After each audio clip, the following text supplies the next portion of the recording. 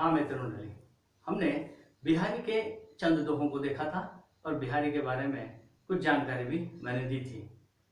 यहाँ पर बिहारी के और दो दिन दोहे हैं, उनके बारे में हम बात करेंगे। पहला दोहा है, अधर धरत हरि के परत, ओट डीठी पट ज्योति, हरित बास की बांसुरी, इंद्र धनुष होती। शब्दों का तालमेल बड़ा सुंदर दिया गया है यहाँ पर बिहारी जी ने। अधर धरत धरत हरि के परत, ओट डीठी पट ज्योति, हरित बास की बांसुरी, इंद्र धनुष की होती। अधर धरत, अधर यानी होठ, अधर धरत कृष्ण के होठों पर मुरली है। अधर धरत हरि के परत, ओठ डीठी पट ज्योति, डीठी यानी दृष्टि, पट यानी वस्त्र, ज्योति यानी उसकी चमक। तात्पर्य इतना ही है इसका, श्री कृष्ण अपने होठों पर मुरली रखे हुए हैं। उस मुरली पर कृष्ण के आंखों की ज्योति, उसकी होठों की चमक और उसके पीले वस्त्रों की चमक गिरने से वो हरे रंग की बांसुरी जो है इंद्रधनुषी हो चुकी है। उसके होठों का रंग लाल है और आंखों में सफेद और काले रंग की छवि, और उसके वस्त्र तो पीले रहते हैं। इन तीनों रंगों से उसकी हरे रंग की बांसुरी जो है इंद्रधनुषी दिखाई दे रही है। ये तो इसका शाब्दिक अर्थ हो गया। और बिहारी जी वास्तविक रूप में यह कहना चाहते हैं कि अगर कृष्ण के भक्ति में अगर डूबते चले जाओगे तो आप भी उसके चमक के साथ इंद्रधनुषी बनते चले जाओगे, आप भी खूबसूरत लगने लगोगे। और एक बार मैं इसे दोहराता हूं, अधर धरत हरि के परत, ओट डीठी पट ज्योति, हरित बास की बांसुरी, इंद्रधनुष होती। यहाँ पर शब्द फिर से मैं आपको बताना चाहूंगा कि कृष्ण अपने होठों पर मुरली रखे हुए हैं और उस मुरली पर किसकी चमक गिरी हुई है? उसके कृष्ण की होठों की चमक गिरी हुई है, उसके पीले रंग के वस्त्र की चमक गिरी हुई है, फिर उसकी आंखों की ज्योति जो है इस हरे रंग की बांसुरी पर गिरने की वजह से वह हरित रंग की बांसुरी जो है इंद्रधनुषी रंगों में बदल चुकी है। आशा करता हूं आपको समझ में आया होगा। और यहाँ पर और एक दोहा है, मैं आपके सामने रख रहा हूं। समय समय सुंदर सबय, रूप कुरूप न कोई, मन की रुचि जेती जिते, तित तेती रुचि हुए। समय समय सुंदर सबय, इसका शाब्दिक अर्थ है समय समय के हिसाब पर सभी सुंदर दिखाई देते हैं। रूप कुरूप न कोई, जिसमें रूप वाले भी कोई भी नहीं है और कुरूप वाले भी कोई भी नहीं है। मन की रुचि जेती जिते, मन की रुचि जहां पर होगी वो उसे सुंदर लगेगा। इसका अर्थ और इसका भाव यही दर्शाता है कि इस दुनिया में, इस संसार में भगवान ने जिस संसार की रचना की है उसकी लीला जो है अपरंपार है। कोई यहाँ पर सुंदर नहीं है, कोई यहाँ पर असुंदर भी नहीं है। ये समय की बात है और ये अपनी रुचि की बात है, ये अपनी चित्त की बात है। प्रत्येक इंसान को, प्रत्येक व्यक्ति को समय समय पर चीजें अच्छी लगती हैं, उसमें उसका भाव मिल जाता है, उसे वो अच्छे लगते हैं, इसलिए उस वक्त उस समय वह चीजें उसे खूबसूरत लगती हैं, अच्छी लगती हैं। वरना इस संसार में, भगवान के बारे में, इस संसार में कोई भी वस्तु सुंदर और असुंदर नहीं है। ये समय का खेल है। जिस समय जिस व्यक्ति को जो चीज अच्छी लगती है, जो लुभावनी लगती है, उसमें से वह सुंदरता को अपना लेता है। और जिस समय उसकी चित्त की वृत्ति या तो उसके मन को जो चीजें नहीं भाती हैं, वो चीजें उसे बिल्कुल सुंदर नहीं लगती। ये समय की बात है। इसलिए इस संसार में कोई भी वस्तु सुंदर और असुंदर नहीं है। ये तो समय की बात है जिसकी वजह से हमें चीजें सुंदर और असुंदर दिखाई देती है। वरना संसार की बनाई सृष्टि में सभी चीजें सुंदर और खूबसूरत होती हैं। और एक दोहा है यहाँ पर, कहे यह श्रुति श्रुमात्यो यह सहायने लोग तीन दबावत निष्कही पातक राजा रोग। और बिहारी जी सीधे सीधे अर्थों में बताते हैं, चाहे आपके श्रुति यानी वेद हो, सुमात्रु यानी स्मृतियां हो, या फिर सयाने लोग जो ज्ञानी लोग हैं। वेदों का कहना है, स्मृतियों का कहना है, मनुस्मृति का कहना है, और जो ज्ञानी है, जो सयाने लोग हैं, जो अनुभवी लोग हैं, उनका यही कहना है, जो व्यक्ति दुर्बल होता है उसे राजा भी दबाता है, रोग भी दबाता है, और पापी भी दबा देता है। तात्पर्य इतना ही है, इंसान को मन से बलवान होना सीखना चाहिए। अब एक राजा किसको दबाएगा? अपना दर्प, अपना घमंड किस पर दिखाएगा? वो जो बलहीन है, जो बलवान नहीं है, उस पर ही दिखाएगा। अब रोग किसे ग्रसित करेगा, किसे अपना लेगा? जिसके शरीर में एंटीबॉडीज कम है, जिसके शरीर में रोग निरोधक शक्तियों की कमी होती है, उसे रोग भी दबाएंगे। और जो पापी होते हैं, हाँ, वो भी सामान्य इंसानों को दबा देते हैं। तात्पर्य इसका इतना ही है, इंसान को मन से, शरीर से और अपनी विचारधाराओं से बलवान होना चाहिए। तब कोई भी व्यक्ति इस समाज में आपको दबा नहीं सकता। निर्बलता का मतलब ये नहीं है कि केवल शारीरिक रूप से आप निर्बल हैं, ना केवल आप मानसिक रूप से भी निर्बल हैं, ना। तो प्रत्येक व्यक्ति को मानसिक रूप से सशक्त होना चाहिए और शारीरिक रूप से भी सशक्त होना चाहिए। दो प्रकार के स्वास्थ्य कहे गए हैं, एक मानसिक स्वास्थ्य और दूसरा शारीरिक स्वास्थ्य। ये दोनों का स्वस्थ रहना नितांत अनिवार्य है। जब आपका मानसिक स्वास्थ्य अच्छा रहेगा तो आपकी बुद्धि, आपका विवेक ढंग से काम करेगा। अगर आपका शारीरिक स्वास्थ्य ठीक है तो आप कुछ दूर तक लंबे कदम बढ़ाते बढ़ाते जीवन के इन राहों पर चल सकते हैं, बड़ी बड़ी मुसीबतों का सामना कर सकते हैं। अगर आप मन से भी निर्बल हैं, शरीर से भी निर्बल हैं, तो आप पर, चाहे वो राजा, आजकल राजा लोग नहीं हैं जो आपके बड़े अधिकारी हैं, या तो कोई भी आपके घर में बड़े जो होता है, आपको धीरे धीरे से दबाना शुरू कर देते हैं। और रोग जो है, आजकल आधुनिक युग में बहुत सारे रोग आ रहे हैं, वो भी आपको दबा सकते हैं। बिहारी जी का कहना का तात्पर्य यह है कि जो निर्बल है, मन से निर्बल है, शरीर से निर्बल है, विचारधाराओं से निर्बल है, उसे इस संसार में दबना पड़ता है। इसलिए बिहारी जी का कहना है, कभी भी किसी भी इंसान को निर्बल नहीं होना चाहिए, न मन से निर्बल होना चाहिए, न शारीरिक रूप से निर्बल नहीं होना चाहिए, और विचारों से। विचार का संबंध है ज्ञान से। आप जितने ज्ञानी होंगे उतने धैर्यशाली होंगे। आशा करता हूं ये दोहा आपके समझ में आया होगा। तो आज हम बात करते हैं इन सभी दोहों के बारे में। एक बार हम देख लेते हैं कि इन दोहों को हमने एक बार देखा है, मैंने पिछले अपने इसमें मैंने आपको समझा दिया है, मगर और एक बार इसकी हल्की सी झांकी जो है हम एक एक करते लेकर जाएंगे। देखते हैं हमने पहला दोहा क्या देखा करके। कनक कनक ते सौगुनी मादकता अधिकाय, उई खाए बोराय, इही पाए भी बोराय। इसमें हमने आपको समझ दिया कह दिया था, यहाँ पर दो शब्दों का प्रयोग बार बार हुआ है। एक कनक का मतलब होता है धतूरा, एक कनक का मतलब होता है सोना।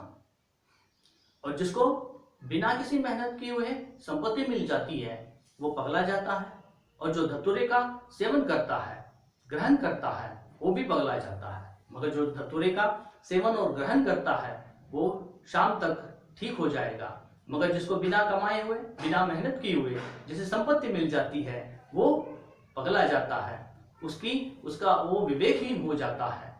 कहने का इतना ही है, जिस पदार्थ का आप प्रयोग कर रहे हैं उस पदार्थ के बारे में, उसके इस्तेमाल के बारे में संपूर्ण जानकारी आपको होनी चाहिए।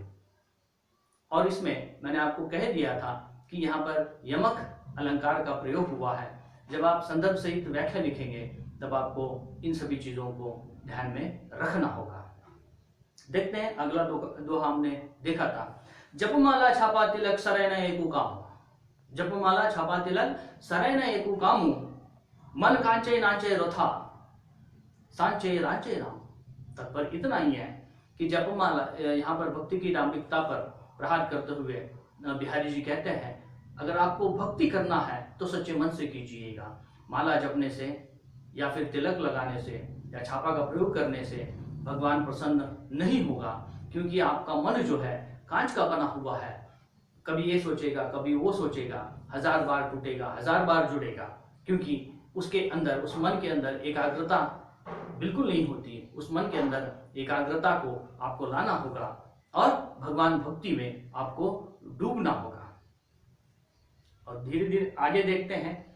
अभी हमने इसको पढ़ाया है, अधर अधरत हरि के परत ओट डीठी पट ज्योति हरित बांस की बांसुरी इंद्रधनुष होती। इसमें हमने आपको समझा दिया था कि कृष्ण के होठों पर मुरली है, कृष्ण अपने होठों पर मुरली है। उस मुरली पर उसके होठों का रंग, उसके वस्त्रों का रंग जो पीला है, और उसकी आंखों की चमक गिरने की वजह से वो हरित रंग की बांसुरी जो है इंद्रधनुष की हुई है। इसका सीधा भाव यही निकलता है, भगवान की भक्ति में जब आप डूबते डूबते चले जाओगे तब आपका जीवन भी जो है इंद्रधनुषी हो जाएगा, सुखमय हो जाएगा, और आप अपने जीवन को आराम से निर्वाह कर सकते हैं। और अगला दोहा हम देखेंगे, अति अगाधु अति आथरो नदी कूप स्वरूपाई सोता को सागरु जहां जाकी प्यास बुझाई। कहने का मतलब इतना ही है, जो प्यासा है उसके प्यास को बुझाने के लिए पानी के स्रोत बहुत सारे हैं, बहुत सारे हैं। नदी है, कूप है, सरोवर है, सभी हैं, मगर जिसकी प्यास जहां पर बुझ जाती है वो प्यास जो है, वो भले वो कुआं हो सकता है, सरोवर हो सकता है, वह किसके समान हो सकता है? बहुत बड़े सागर के समान हो सकता है। यह इस दोहे का शाब्दिक अर्थ हो गया। मगर इस दोहे का भाव निकलता है, जो व्यक्ति पीड़ित है, जो व्यक्ति समस्या से ग्रसित है, जो व्यक्ति बहुत सारे समस्याओं में लिपटा हुआ है, उसे उसकी समस्याओं से कोई निकाल नहीं सकता, और वो अपने निकल नहीं पाता, उसकी सहायता करने के लिए कोई तैयार नहीं है। अगर ऐसे व्यक्ति की सहायता कोई भी व्यक्ति कर देता है, चाहे वो अमीर हो, गरीब हो, या कोई भी व्यक्ति हो, चाहे वह छोटा आदमी हो, बड़ा आदमी हो, चाहे वह राजा हो या रंक हो, जो व्यक्ति को अपनी समस्याओं से छुटकारा मिल जाता है और जिस व्यक्ति को जो व्यक्ति सहायता कर देता है, वह उसके लिए सागर जितना बड़ा है उतना महान बन जाता है। तात्पर्य इतना ही है, जो प्यासा है, प्यासे का मतलब जो कठिनाइयों में है, जो समस्याओं से ग्रसित है, जो पीड़ाओं में जिसके ऊपर पीड़ाएं ज़्यादा है, उसकी पीड़ा को, अगर आप किसी के दुख को, किसी के समस्या को हरण अगर आप करते हैं, उसका उस समस्या को सुलझा देते हैं, उसका हल निकाल लेते हैं, उस व्यक्ति के लिए आप कैसे हो जाओगे? महान सागर के समान हो जाओगे। और देखेंगे आगे हम, या अनुरागी चित्त की गदे समझे नहीं कोई, जो जो बूढ़े श्याम रंग में तो जो उज्जवल हुई। यहाँ पर बिहारी जी के उस श्रृंगार परक उस दोहे के बारे में हम बात करेंगे। वो कहते हैं, इंसान का चित्त जो है, या अनुरागी चित्त की गति समझे नहीं कोई। कहने का मतलब इतना है, अनुरागी यानी प्रेमी का चित्त कब कहाँ डूब जाता है ये कोई कह नहीं पाता, कोई समझ नहीं पाता। और वो कहते हैं, या अनुरागी चित्त की गति समझे नहीं कोई, जो जो बूढ़े श्याम रंग में, बूढ़े यानी डूबना, आप जितने श्याम रंग में, काले रंग में डूबते चले जाओगे उतने उज्जवल हो। मगर यहाँ पर काले रंग में डूबने के बाद उज्जवल नहीं हो सकता। मगर यहाँ पर विरोधाभास है कि यहाँ पर भगवान श्री कृष्ण की भक्ति में जितने गहराइयों में आप डूबते डूबते डूबते डूबते चले जाओगे, तब आपको पता चलेगा कृष्ण कितना उज्जवल है, कृष्ण कितना स्वर्णिम रंग का है, कृष्ण कितना महान है, कृष्ण कितना कोमल है। कृष्ण की भक्ति में डूबने के बाद आपको पता चलेगा कि कृष्ण कितना महान है, वो आपकी समस्याओं को किस प्रकार से दूर कर सकता है।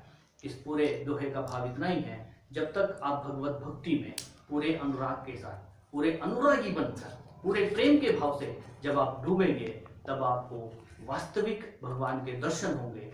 भगवान क्या है, भगवान कितना सुंदर है, भगवान कितना खूबसूरत है, इसके दर्शन आपको मिलेंगे। इस दोहे के माध्यम से श्रृंगार परक दोहा है, मगर इसमें भक्ति का रस जो है मिलाया गया है। बढ़त बढ़त संपत्ति सलीलू, मन सरोज बढ़ी जाए। घटत घटत फिर न घटे, बरु समूल कुमलाए। इसमें हमने जैसे जैसे पानी रूपी संपत्ति, सलील यानी पानी, पानी रूपी संपत्ति जैसे जैसे बढ़ती बढ़ती बढ़ती बढ़ती बढ़ती चली जाती है, उसी प्रकार से आपका मन रूपी कमल जो है खिलता खिलता खिलता खिलता चला जाता है।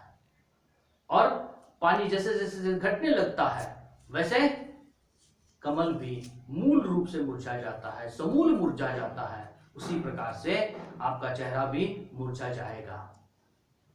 बिहारी जी यहाँ पर कहना चाहते हैं, अगर आपके पास संपत्ति है तो उसका खर्च ढंग से कीजिएगा, आप विवेक से कीजिएगा। जिस दिन संपत्ति आपके हाथ से निकल जाएगी तब क्या हो जाएगा, आपका चेहरा भी उतर जाएगा। जिस प्रकार पानी के निकल जाने से कमल का फूल भी मुरझा जाता है, केवल फूल नहीं मुरझा जाता है, पूरा वो समूल ही मुरझा जाता है। देखते हैं, मैंने इसको अभी पढ़ाया था, समय समय सुंदर समय, रूप कुरूप न कोई, मन की रुचि जेती जिते, तेती रुचि होए। तो संसार में जिस भगवान ने इस संसार का निर्माण किया है, उसने सभी प्रकार के चीजों को सुंदर ही बनाया है। कोई असुंदर चीज का निर्माण उन्होंने बिल्कुल नहीं किया, व्यास जी का कहना है। ये समय की बात है, ये वक्त की बात है, ये सोच की बात है कि व्यक्तियों को कभी वह सुंदर लगता है, कभी वह असुंदर लगता है। कारण क्या है, उसकी चित्त की वृत्ति जो है समय के हिसाब से बदलती रहती है। कभी वह छोटी गाड़ी ले लेता है, तब उस वक्त उसे वो गाड़ी सुंदर लगती है। समय बीतने के बाद वह सोचता है, काश इससे भी बड़ी गाड़ी में ले लेता। तो ये चित्त की उसकी वृत्ति है, कोई छोटा या बड़ा नहीं होता, सभी चीजें सुंदर और खूबसूरत ही होती हैं। ये इंसान के मन की बात है, इसकी सोच की बात है कि समय के हिसाब से उसे चीजें अच्छी लगती हैं, कभी बुरी लगती हैं, कभी सुंदर लगती हैं, कभी असुंदर लगती हैं। और हम बात करेंगे इस पाठ के अंतिम दोहे के। कहे यही श्रुति सुमात्यो, यही सयाने लो, तीन तबावत निष्कही पातक राजा रो। तात्पर्य इतना ही है, जो दुर्बल है, मन से दुर्बल है और शरीर से दुर्बल है, जो मन से दुर्बल है उसे पूरा समाज दबाएगा, जो शरीर से दुर्बल है उसे बलशाली व्यक्ति दबाएंगे और उसके साथ साथ उसे रोग भी दबाएगा। तो प्रत्येक व्यक्ति को बलवान होना चाहिए। केवल बलवान यानी शारीरिक रूप से ही बलवान नहीं है, उसे मानसिक रूप से भी बलवान होना चाहिए, ज्ञानी भी होना चाहिए। ज्ञान इंसान को और भी बल देता है। तात्पर्य इतना यही है, समाज में निर्बलों को हमेशा दबाया जाता है, चाहे वह राजा हो या फिर वह रोग हो या फिर वह पापी हो। तात्पर्य इसका इतना ही है कि प्रत्येक व्यक्ति को मन से बलवान होना चाहिए, बुद्धि से बलवान होना चाहिए और शरीर से बलवान होना चाहिए। मित्र मंडली, अब तक हमने इसको पढ़ाया